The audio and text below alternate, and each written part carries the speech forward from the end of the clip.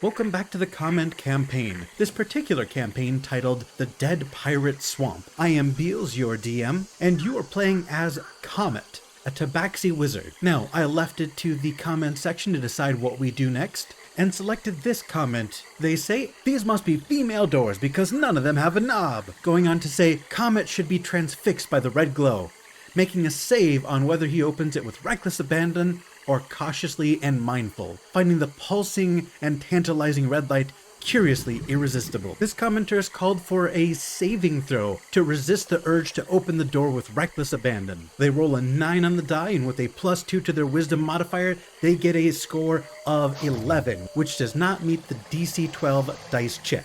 After having failed his wisdom saving throw, Comet will rush the door with reckless abandon. With no visible knob to turn, Comet will shoulder tackle the stone door to try and get it to open. This is going to require an athletics check to push open this heavy stone door without using any sort of tools. Miraculously, you the player roll a 16 on the die, and even with your -1 modifier, you still just barely reach your DC 15 athletics check to open the door. As you crash open the door, you find yourself exiting the cabin door onto a vast pirate ship, several hundred feet across. Dozens of torchlights burn across the flammable wooden ship, but even though flames tickle the timber of the ship, it never seems to catch fire.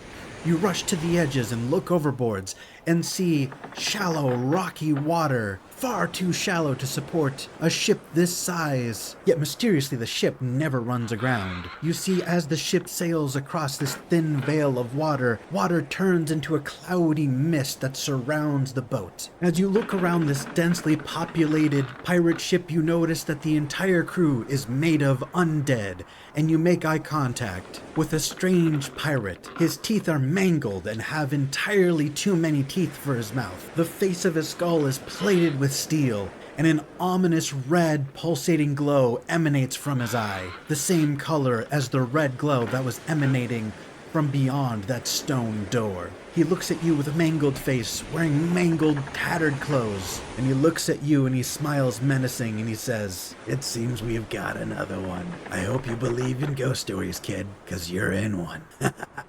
As he laughs maniacally at you, suddenly blood pours from his mouth, staining his teeth red and dripping onto his tattered clothes. Before you can even think to formulate a response, you see that behind him is a rapidly approaching enemy pirate ship. You hear the boom of a cannon being fired, and you see a tiny silver dot in the distance rapidly grow to a full-sized cannonball.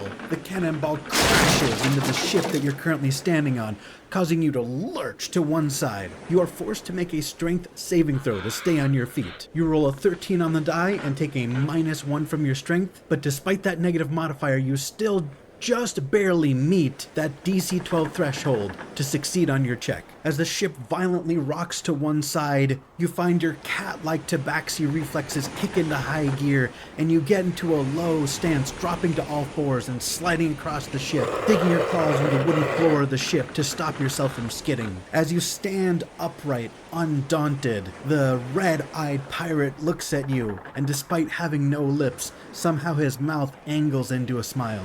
"You've got some decent sea legs on you. Let's put 'em to use. Return fire!" As he says return fire, he gestures towards a ship-mounted cannon that you could potentially use to aim and return fire at the enemy ship, which, as it rapidly approaches, enters within a 120-foot range, the maximum range of one of these cannons. However, you also know that you are a wizard, and you have a variety of spells at your disposal that you could choose to use instead. You rapidly flip through your spellbook to see if you have any spell that might be more effective than a cannon. You know from this 120-foot range, you could fire the cannon, your firebolt, or a magic missile. A firebolt does do fire damage and could potentially light the enemy ship on fire. Magic missile, on the other hand, is a guaranteed hit. However, using it would require using one of your precious few spell slots. Lastly, you could choose to bide your time, taking no action on this turn, and waiting for them to enter in a 90-foot range of your chromatic orb, holding your action to fire as soon as they get within range. But again, this will use one of your only 2 spell slots. As you debate what actions you would like to take in the comment section down below, I'd like you to consider the mindset of your character, Comet, the Tabaxi wizard. You were on a simple information gathering quest to get some convenient gold to help pay back your debt to the college that trained you. And this naval warfare is way above your pay grade. So consider what you might say to the red-eyed pirate who has effectively conscripted you to fight without your consent. Because it's not just combat actions for you to consider, there are also dialogue options that you can comment as well as part of your comment. I will choose which comment to use to progress the story further, either based on which comment has the most likes or on which comment I find the most interesting. And people who engage in the narrative and the dialogue are definitely more interesting comments. Thank you all for watching, and I'll see you next week for the next part of Comet's adventure in the Dead Pirate Swamp.